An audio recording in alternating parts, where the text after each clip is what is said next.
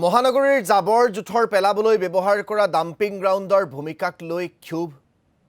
লৈ ক্ষোভ একাংশ ভুক্তভোগীৰ। এই সন্দৰ্ভত বিভাগীয় কৰ্তৃপক্ষক নিবেদন জনাই কোনো সুফল নোপোৱাত বৰাগাঁও শিৱ মন্দিৰ প্ৰাংগণত এক সংবাদমেল সম্বোধন কৰি একাংশ ভুক্তভোগীয়ে নিজৰ ক্ষোভ ব্যক্ত কৰে।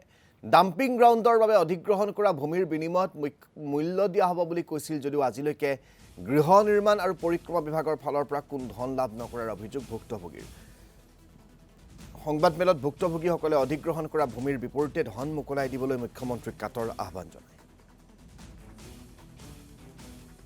সংবাদমেল আপোনালোকক মাতাৰ উদ্দেশ্যটো হ'ল পশ্চিম বৰাগাঁৱৰ ডাম্পিং গ্ৰাউণ্ড যিটো আছে নতুন ডাম্পিং বেলৰ তলৰ মাটিখিনি তাত আমাৰ গোটেইখিনি মানুহ মেধিপট্টা মাটি আগৰ বহু দিনৰ পুৰণা মাটি সেই কাৰো বংশানুগতিক কোনো আমি 20 বছৰ আগৰ পৰা কিনি ধৰিছোঁ মেধিপট্টা মাটি গোটেইখিনি 2021 চনত ডাম্পিং গ্ৰাউণ্ডটো ষ্টাৰ্ট কৰিলে তেওঁলোকৰ নিজৰ মাটি হস্পিটেল মাটি লৈ পেলাই লাহে লাহে আমাৰ মাটিবিলাক মানে জবৰদস্তি আমাক পাৰ্মিশ্যন নোহোৱা আমাৰ আপত্তি থকা স্বত্তেও জাবৰবিলাক আমাৰ মাটিত পেলোৱা আৰম্ভ কৰি দিলে।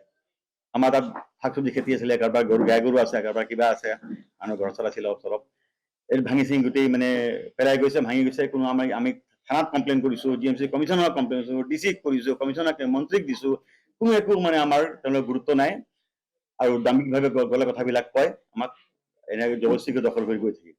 এতিয়া বিশেষকৈ তাত আমাৰ মাটিত গৰু পুহিছিলোঁ আমি গোহালি, তাত পুখুৰী এটা আছিলে ভাঙি ভাঙি এনেকুৱা অৱস্থা হৈ গ'ল, পাহাৰ হৈ গ'ল মাটিবিলাক, জাবৰ দি পাহাৰ হৈ গ'ল। তাৰমানে গ'লে চাব পাৰিব যে পাহাৰ হৈ গ'ল, গোটেই গৰুবিলাক মৰি গ'ল, গোহালি ভাঙি গ'ল। আমি পিছুৱাই আছো এতিয়া গোটেই মানে চেচেই হৈ গ'ল তাৰ সম্পূৰ্ণ মাটিত আমি সোমাব নোৱাৰোঁ।